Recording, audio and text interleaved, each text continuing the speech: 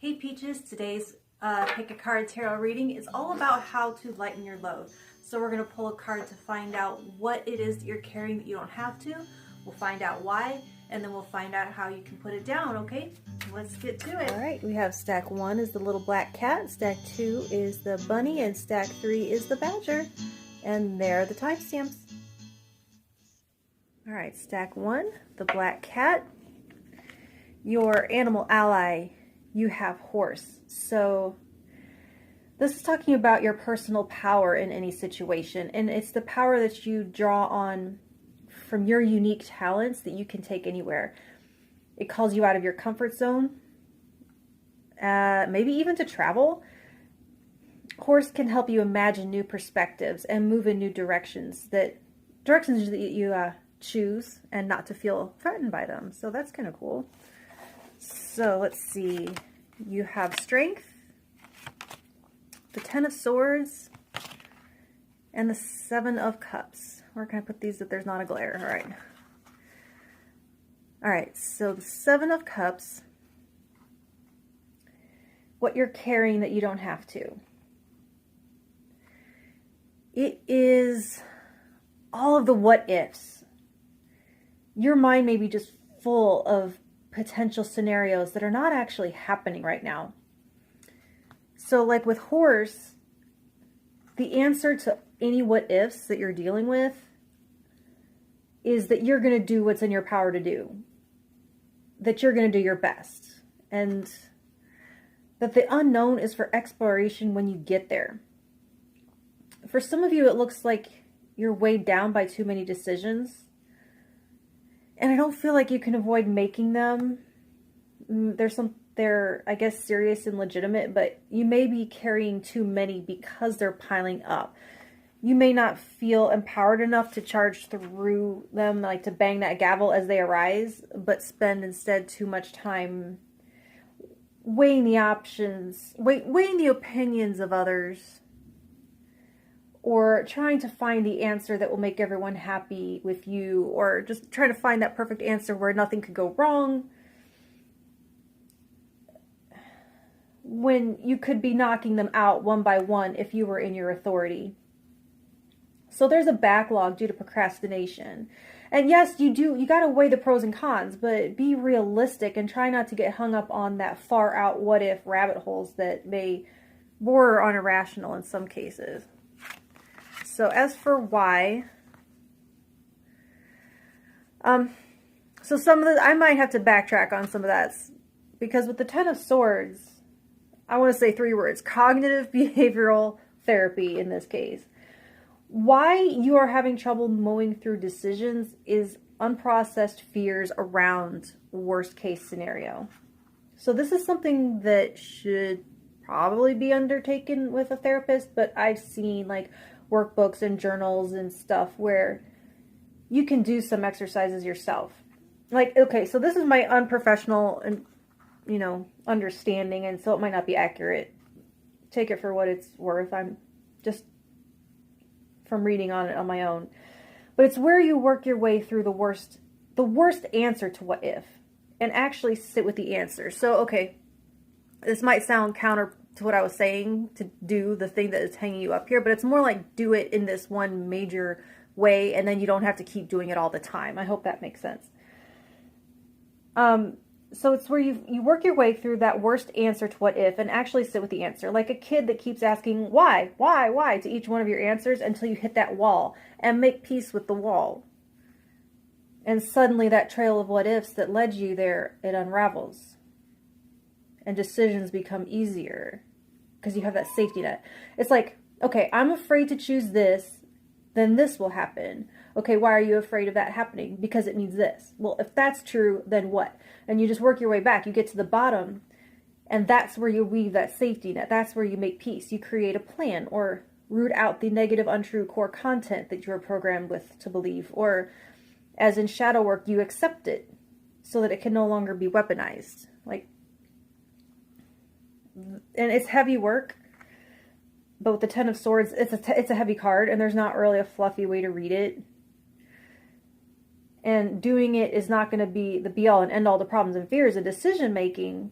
But it's going to help you to be more in your power when you have to make choices, because your confidence in facing all the what ifs, you'll have a strategy so that you don't get mired and have them all backlogged and backing up on you and becoming overwhelming and heavy.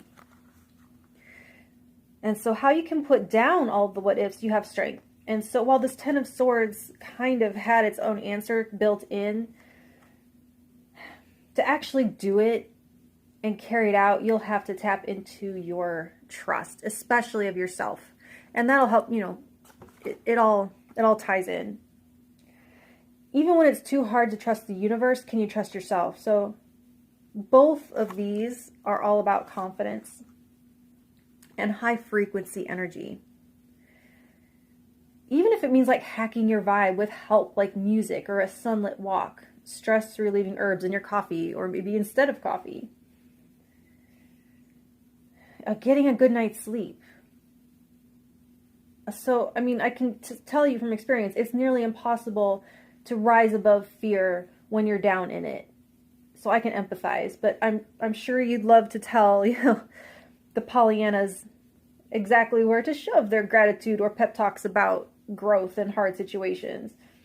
Not that they're wrong, but I know what it's like to be in that place. So pick yourself up your way and let it be your accomplishment, no one else's. I do love a good spite success story. I can't lie. But seriously, you do have to get strong before undertaking this kind of work. And with horse, I want to even suggest actually running or cardio for the antidepressant effect. Like endorphins are crazy good for confidence and raising your frequency. But ultimately, in summary, you have to take your power in your hands. You literally control nothing other than yourself. So you don't have to answer for anyone else, so don't carry it, okay? If you want me to pull one more card for you, comment. I can't get everything in frame without that glare. Anyway, comment stack 1 and I will pull one more card to clarify just for you, okay? Thank you. Stack 2 is the bunny. Your animal ally is the boar. So this is going to help you confront false beliefs about yourself, or it's going to help you confront inner conflict or fears. Boar helps overcome procrastination, and it helps with being honest about the parts of yourself that whether they need to be accepted and nurtured or evolved past. And so you have the Ace of Cups, the Moon, and the Hierophant. So for what you are carrying that you don't have to, the Hierophant, hang on, there's claws in my leg. Okay. I want to say, are you feeling responsible for something that is way bigger than you? Like made up of many people, each of them responsible for themselves. Or maybe that's for some of you, but others of you have too many rules and restrictions on yourself. Like, are you following a program that is starting to feel constrictive or heavy to you? Or look for overly dogmatic thinking. That's feeling burdensome here. There's some red tape as well. So, okay, so while you do have to follow the laws of the land, your school, your job, or whatever, this is asking you what you don't have to carry. So what are your rules that you have voluntarily signed up to rigidly follow? And this feels oppressive to me, honestly. Like all of the truth that you'd speak, or ways that you'd express yourself, or ways you'd like to grow, are all just kind of accumulating inside you because they don't conform. Conformity is huge with the Hierophant, guys. And carrying the weight of the expectations of others that you conform when that's not the real you is a huge burden. It's like the Hierophant can be all of the numbers that we use to like measure ourselves. Your credit score, your body fat, your IQ, your bank account, none of that stuff is actually you. So as for why you are carrying this, you have the Moon. something in your subconscious for some of you, unaddressed fears you may not even know, like, are motivating you from behind the curtain. For others of you, it's a fear of the unknown. Yay, my neighborhood. Okay. Fear of the unknown. Like, outside of these metaphorical walls, like, without this hierarchy, would I just fly apart? Without these rules, would I just eat until I explode? Would I never get out of bed and accomplish anything, never achieve anything, or get anywhere if left to my own devices? Would I drift away into the dark? Okay, so, all right. So there was this time, I was like 6 or 7, and my dad took me to this fun house, like this fun house thing at the carnival. And then there was this place in it. It was so dark that you couldn't see your hand in front of your face, right? And I was little and I was terrified, and I just started screaming bloody murder, absolutely terrified, because it was so black that it felt like it was infinite. It felt like I was standing at the edge of a massive void that I could just fall into if I took a wrong step. So because I was making such a to-do, you know, they turned on the lights because I was making a huge fuss.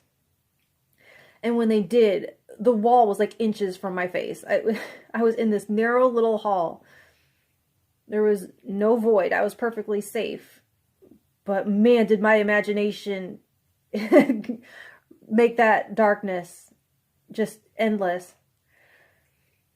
So it's that dark and the unknown, the what you can't see, feels infinite and full of terrifying possibilities.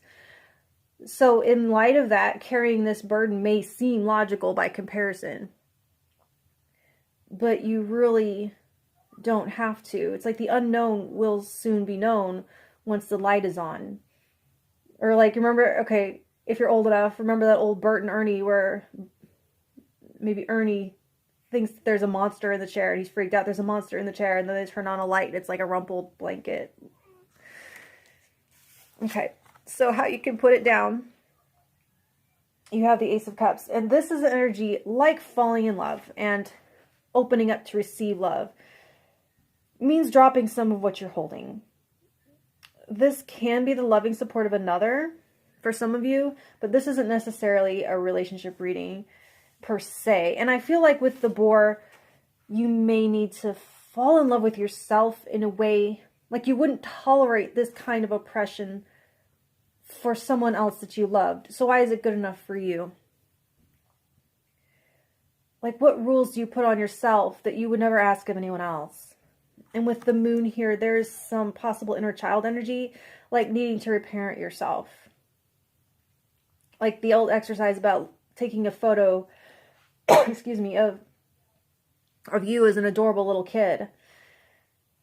Would you pile all of this on them? Would you have all these expectations of them? And then what sort of magnificent wild beast pup is that supposed to be? It's supposed to grow into before it was like broken and tamed by conformity.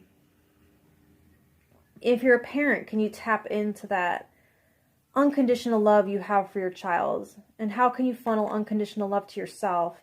I feel like that's the answer here, is that the Hierophant feels like the heaviness of conditional love. And the Ace of Cups is love that is so abundant. And with Boar, the flowing is so, it's flowing forcefully, almost like a fire hose, that it blasts this off. It blasts these conditions away. So, I don't know, maybe it's a love reading after all.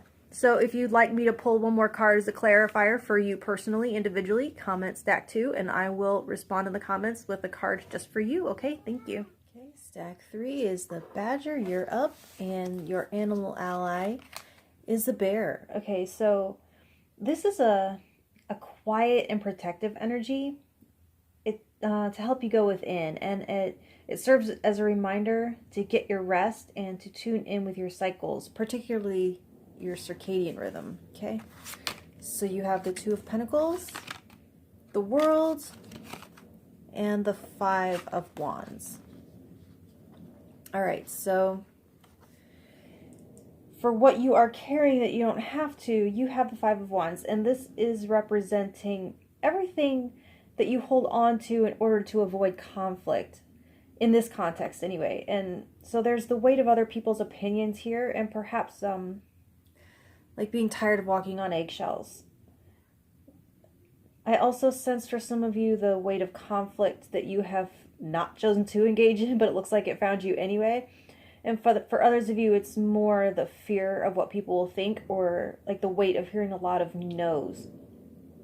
And with bear energy, you may be really connected to your intuition right now, and it's telling you so much, but you aren't sharing it because you don't know like how it's going to be received. So, and this card can also represent competing agendas, and so you may be feeling the weight of priorities that seem to come before the stuff that you really want to do.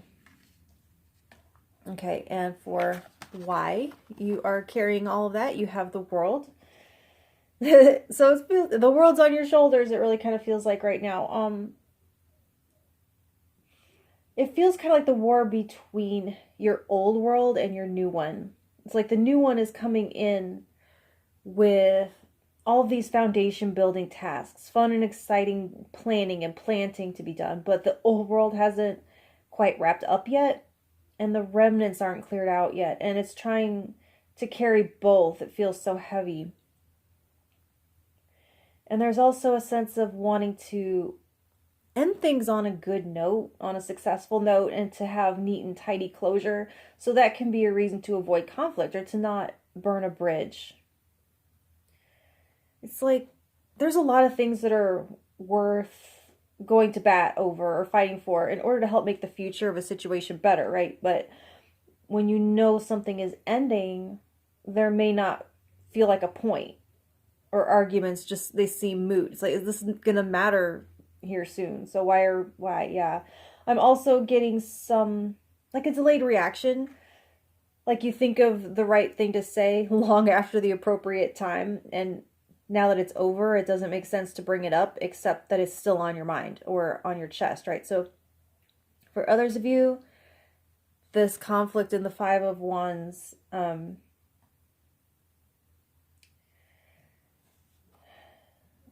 it's the conflict of the old and the new within you. Like fighting for it's like the old fighting for relevance and fighting to convince you that you need it, and the new calling louder and louder for you to come on already. That's what I'm getting with that. So how to kind of relieve yourself of that burden a little bit. You have the Two of Pentacles. And this, so I'm with the World being an ending, I feel like this is a temporary situation.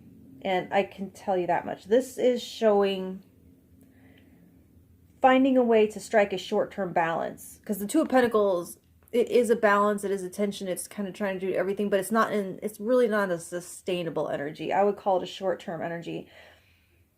Or like calling a truce in service of the bigger picture. Because with the World, whatever this ending is, it's a big one. The World is the last card of the deck. It's a huge closing of a cycle. So it's happening whether or not the old likes it. And the Bear is a helper in conserving energy and having more resources than you realize. And it's also a mothering energy. So some of you may need to call your mom for help or advice. But really, it's about balancing the day-to-day so that the more long-term goals don't get sacrificed in the transition. I would also say in areas of conflict with others that you have to honor your own mental health and feelings and find a way to diplomatically advocate for yourself and your well-being. And if it's under the category of like intuitive truth that you're not sure how people are going to receive, you don't have to announce it to start living it. I'm seeing it's your truth, and you can create the proof in the pudding first, and that way no one can say anything against it. And also be willing to listen.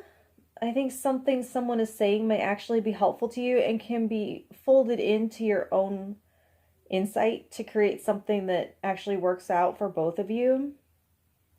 There's a tension in the Two of Pentacles, but it's a tension that holds things together for a time, like the way the bricks of an archway work, or like one of those shower curtain rods, you know what I mean? So try to be fully present for each side of the balancing act when you're on it, and don't be mentally or energetically straddling the two. And the old is gonna end on its own pretty soon with the world showing up, okay? So if you would like me to pull a clarifier just for you individually, comment stack 3 and I will pull one more card to get just a little bit more insight tailored to you, okay? Thank you.